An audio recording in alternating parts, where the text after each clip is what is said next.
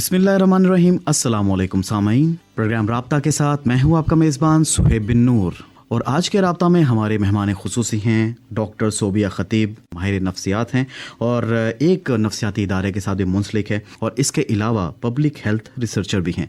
इनसे हम बात करेंगे ज़हनी सेहत से मुतालिक, और जो आगाही है उस पर भी, और ख़ास तौर पर ज़हनी तौर पर इंसान कितना सेहतमंद हो सकता है। तमाम सूरत हाल पर हम बातचीत करेंगे। पाकिस्तान में किस किस तरह के नफ्सियाती बीमारियाँ हैं, और ख़ास तौर पर अगर हम यहाँ के लोगों की बात करें तो वो कितने अवेयर्ड हैं, कितने वेल अवेयर्ड हैं, और कितने इस बारे में आगाही रखते हैं, कितना इस बारे में जानते हैं। और डॉक्टर सोबिया खतीब, आपको खुशामदीद कहेंगे आज के शो में। और आज हम बात करेंगे आपसे दिमाग की सलाहियत के हवाले से। सबसे पहले तो आपसे ये जानना चाहूँगा कि हमारे यहाँ एक कन्फ्यूजन होती है कि साइकोलॉजिस्ट क्या है और साइकेट्रिस्ट क्या है, इसमें डिफरेंस क्या है? बिस्मिल्लाहिर्रहमानिर्रहीम। का बहुत शुक्रिया, स्पेशली राब्ता की टीम का बहुत शुक्रिया। पहले तो ये समझना, जैसे आपका सवाल है, बहुत ज़रूरी है कि माहिर नफ्सियात कौन होता है, साइकेट्रिस्ट कौन होता है और क्लिनिकल साइकोलॉजिस्ट। बेसिक डिफरेंस जो है डिग्रीज का है। सही। साइकेट्रिस्ट MBBS होता है और मेडिकेशन प्रिस्क्राइब करता है, और जो क्लिनिकल साइकोलॉजिस्ट होता है बेसिकल वो MS क्लिनिकल साइकोलॉजी या अपना मास्टर्स भी क्लिनिकल साइकोलॉजी उसके साथ स्पेशलाइजेशन जब करता है, तब जाके वो माहिर नफ्सियात की कैटेगरीज में आता है। जो माहिर नफ्सियात क्लिनिकल साइकोलॉजिस्ट होता है वो बेसिकली बातचीत के इलाज को प्रमोट करता है, और जो साइकेट्रिस्ट होता है वो दवाइयों के इलाज को। इन दोनों के इलाज को कंबाइन करके ही जो भी मेंटल हेल्थ डिसऑर्डर है या मेंटल हेल्थ प्रॉब्लम है या जहनी अमराज हम जिन्हें सिंपल जुबान में कहेंगे, उनको कंबाइनली सोशली, और वो कहते हैं ना, कनेक्टेड होके एज अ टीम फिर डील करते हैं। अगर हम पाकिस्तान में सिचुएशन की बात करें तो आपसे किस तरह के मरीज़ रब्ता करते हैं, या जो यहाँ पर ज़्यादा शरह है वो किस तरह के मरीज़ों की है? हमारे यहाँ जो पाकिस्तान में जहनी अमराज की जो रिपोर्टिंग शरह है उसको बेसिकली कहा जाता है कि 50 बिलियन के सिर्फ और सिर्फ डिप्रेशन के केसेस हैं, और जो बाकी जैसे डिप्रेशन है, एंजाइटी है और शिज़ोफ्रेनिया है, ये लीडिंग कॉज हैं। अभी वर्ल्डली भी अगर देखा जाए ना, दुनिया भर की आदाद और शुमार के अकॉर्डिंग भी देखा जाए तो टॉप जो 2030 का डिसऑर्डर होगा या बीमारी होगी या मरने की जो वजह होगी ना, वो डिप्रेशन होगा, सुसाइड अटेम्प्ट होगा। जब भी कोई प्रॉब्लम आती है माशरे के अंदर तो सबसे पहले जो मुतासर होने वाला उज़्व होता है आपका दिमाग होता है। सही। यानी दिमागी या जहनी तौर पर सबसे पहले आप कॉम्प्रोमाइज्ड होते हैं। उसकी बेस पे अगर पाकिस्तान के अंदर अभी की भी स्टैटिस्टिक्स देखी जाए, ऑल्दो हमारे यहाँ स्टिग्मा, अवेयरनेस ना होने की वजह से, फैसिलिटीज़ प्रॉपर ना होने की वजह से, इन सारे वजूहात की वजह से वो एक्चुअल स्टैट्स जिनको हम कहते हैं फिगर्स की बेस पे हम कहें इतने % बीमारी में, लेकिन हर 10 में से एक बंदा हम कहते हैं ना, या एक या थर्ड पर्सन किसी न किसी नफ्सियाती बीमारी में मुब्तला हो चुका है पाकिस्तान के अंदर, और किसी न किसी तरह से 2-4 है। तो जनरली अगर देखें तो पाकिस्तान के अंदर जो सबसे ज़्यादा मरीज़ हमारे पास आते हैं वो ज़्यादातर डिप्रेशन के, एंजाइटी के, शिज़ोफ्रेनिया के, और ये जो सारी जो अमराज में बता रही हूँ हम 1 बाय 1 इनको डिफाइन भी करेंगे हम कि ये हैं क्या। तो इस तरह के मरीज़, और स्पेशली ड्रग एडिक्शन पाकिस्तान के अंदर काफ़ी हद तक, जहनी अमराज के अंदर अगर देखा जाए तो 5 बड़े मसाइल हम इसका 2-4 हैं, और हर दूसरा तीसरा क्लाइंट आपके पास इसी तरह का आ रहा है। अगर मैं हफ्ते के 15 मरीज देख रही हूँ तो 15 में से 10 मरीज, तो ये मैं अपने एक्सपीरियंस की बेस पे बोल रही हूँ, डिप्रेशन के होते हैं। तो हमें पता कैसे चलेगा कि डिप्रेशन है या नहीं है? जो डिप्रेशन बेसिकली आम जो सामीन हमें सुन रहे हैं ना, जब भी आपको लगे कि ये 5 अलामात आपके अंदर हैं तो आप अपने आप को किसी न किसी नॉलेज या किसी न किसी ऐसी स्ट्रेटेजी की तरफ लेके जाएंगे जो इससे बच सकें, वरना फिर किसी न किसी और कगार की तरफ आप जा सकते हैं।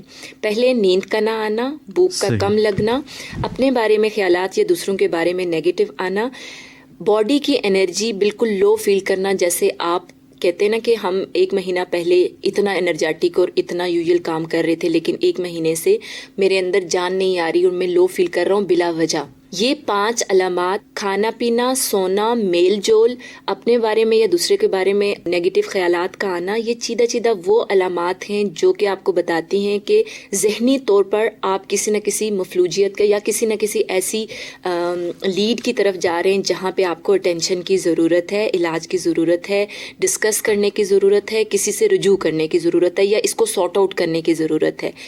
کچھ ہوتے ہیں جو کیمیکل، جو آپ کے کیمیائی مادے دماغ میں چل رہے ہوتے ہیں اس کی بیس پہ بیماریاں ہوتی ہیں، اور کچھ ہوتی ہیں جو کہ آپ کے سوسائٹل، سوشل، ان سارے ایشوز کی بیس پہ بنتی ہیں. جو 2 میجر بیماریوں کا میں نام یہاں جو یوزلی ہماری عوام سنتی بھی ہے اور پریشان بھی ہو جاتی ہے کہ بائیپولر ڈس آرڈر ہو گیا ہے یا شیزوفرینیا ہو گیا ہے، یہ جینیٹیکلی بھی سپورٹیو ہوتی ہیں. یعنی کہ آپ کے خاندان میں اگر اس طرح کی کوئی ہسٹری چل رہی ہے، جیسے ہم کہتے ہیں جن و جنات کا آ جانا، خود سے باتیں کرنا، نہ کوئی قریب ہونے کے باوجود یا آپ کے قریب ہونے کے باوجود آپ کہتے ہیں کہ مجھے دکھ رہا ہے یا دکھائی دے رہا ہے، یہ وہ علامات شیزوفرینیا کی ہوتی ہیں.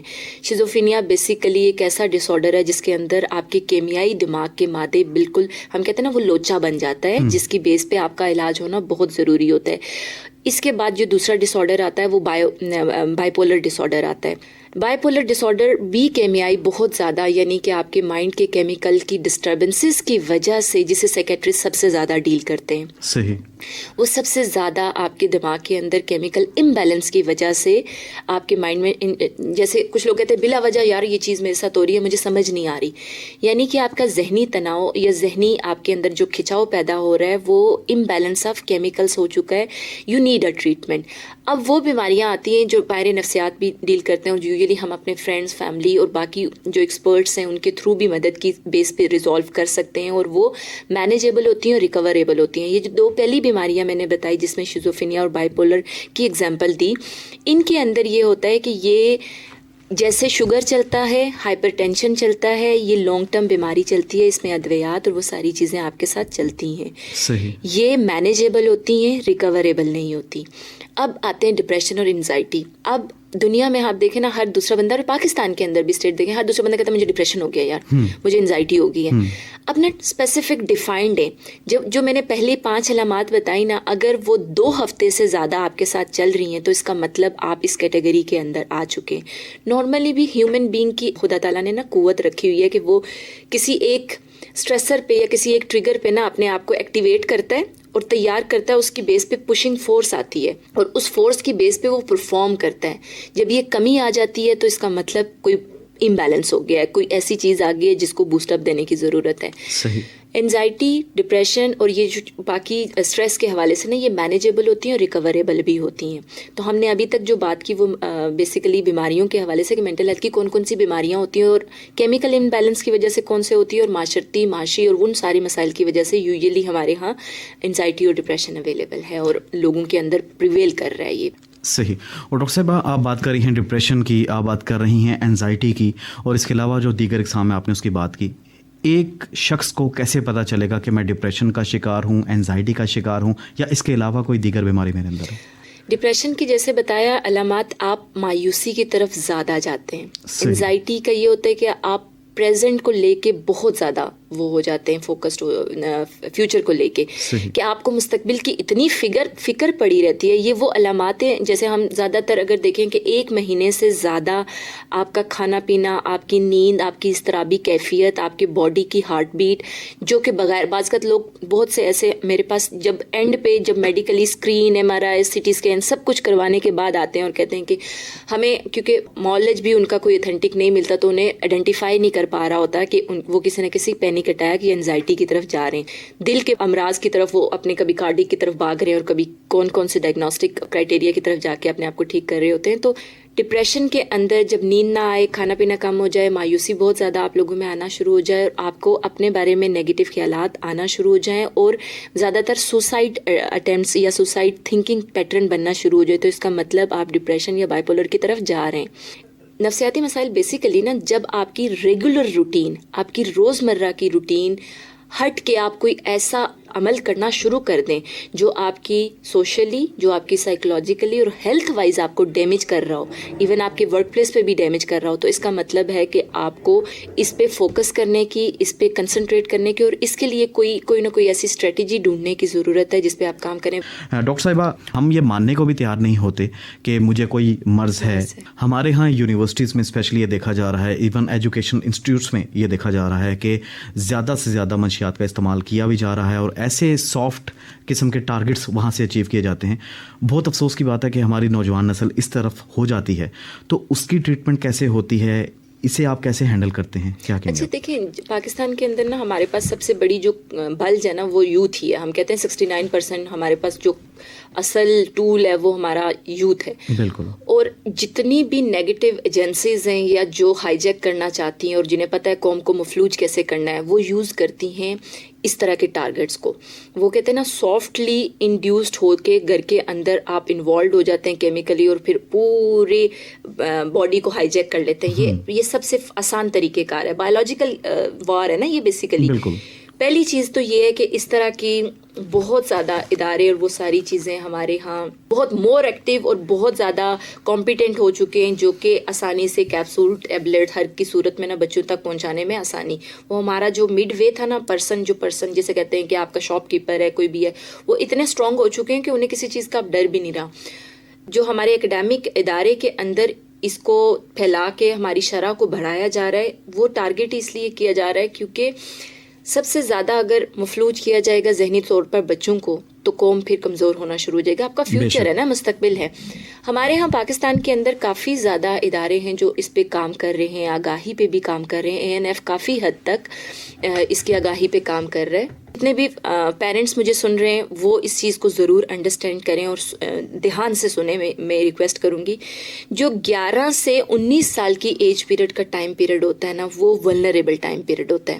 صحیح. 25 کا بھی یوزلی کہا جاتا ہے, لیکن 19 تک کا ایڈولسنٹ تک کا جو آپ کی پیوبرٹی سے سٹارٹ ہوتا ہے, کہ بچے کے مائنڈ اور باڈی کے اندر آپ سمجھے کہ ایک پورا کوہرام مچا ہوتا ہے.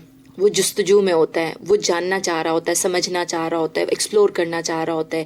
یہ سارے باڈی کے میکانزم جو پیرنٹس نہیں انڈرسٹینڈ کرتے اور جو اپنی جوانی کے ساتھ زیادہ سے زیادہ کمپیئر کرتے, ہم بھی تو ایسے تھے, ہم بھی تو ایسے ہی کرتے تھے, یہ کوئی انوکھے ہیں. یہ ایرا چینج ہو چکا ہے. یہ ابھی میتھڈ چینج, آپ ایک کلک کے ساتھ بچے کو پال رہے ہیں. بالکل, ایک کلک. ابھی وہ دور ہے کہ آپ ویٹ نہیں کرتے کھانے کا, مطلب آپ جا کے خریدتے نہیں ہیں, وہ آپ ایک کلک کرتے ہیں, آپ کی ٹیبل پہ کھانا موجود ہوتا ہے. یعنی وہ انٹیلیجنس زمانہ ہو چکا ہے. اور آپ نے being a family parent teacher اگر آپ بچوں کو دیکھتے, آپ کو بھی اسی پیٹرن پہ آنا پڑے گا. جب تک ان چیزوں کو آپ لرن نہیں کریں گے. اب بہت سے لوگوں کو بچے اپنے ڈرگ, جتنے کیسز میرے پاس رپورٹ ہوتے ہیں ڈرگ کرتے ہوئے اینڈ پہ جا کے پتہ چلتا ہے ڈرگ کر رہے ہیں. جب آپ اپنے بچے کے اندر چڑچڑاپن بہت زیادہ دیکھنا شروع کر دیں, علیحدگی پسند کرنا شروع کر دے. زیادہ تر بچے ہوتے ہیں نا علیحدہ روم میں لاک کر لیتے ہیں اپنے آپ کو, پیرنٹس کہتے ہیں اس کی عادات ہی ایسی ہیں, وہ زیادہ لوگوں میں بیٹھنا. ہاں دیکھیں, وہ ڈفرینٹ بہانے ڈھونڈتا ہے. تو یہ ساری چیزیں جب آ جاتی ہیں, وہ زیادہ سے زیادہ فیملی اورینٹیشن سے ڈیٹیچڈ ہونا شروع ہو جاتا ہے. وہ زیادہ سے زیادہ یہ علامات کی بات کر رہی ہوں کہ جب آپ کو اپنے بچے کے اندر یا نوجوان جو آپ کی سراؤنڈنگ میں ہے اس کے اندر یہ اسپیسیفک چینجز, وہ بات چیت کرنا کم کر دے جو یوزلی وہ کرتا تھا 1 مہینہ یا 2 ہفتے کے اندر اندر. اسی طرح سے وہ دوسرا بات یہ کر رہا ہو علیحدگی کو پسندگی کی طرف, اور اس کے باڈی کے اندر نا آپ کو نمایاں چینجز نظر آتی ہے, یا تو موٹاپے کی طرف جا رہا ہوتا ہے یا کمزوری کی طرف. کینابس یوز کے لوگوں کا نمایاں چینج یہ ہوتا ہے کہ وہ کمزور ہوتے ہیں. صحیح. اسی طرح سے آئی سنیفرز جو ہوتے ہیں ان کی, اور الکولک جو ہوتے ہیں ان کی آنکھوں کی نروز پوری کی پوری نا پھٹی نظر آ رہی ہوتی ہیں پراپرلی.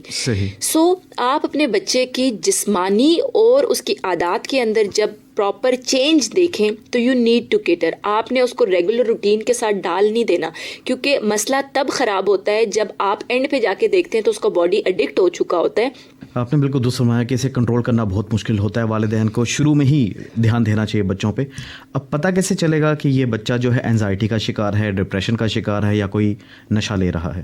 اچھا دیکھیں, انسان جب بھی کوئی کسی ایک ڈفرینس کی طرف جا رہا ہوتا ہے نا, جیسے کوئی بیماری آپ کو شروع ہوتی ہے تو آپ کرہاتے ہیں, آپ کہتے ہیں کہ پیٹ میں درد ہے, بہت زیادہ درد ہو رہا ہے مجھے, یا BP ہے تو بہت زیادہ سر درد شروع ہو گیا.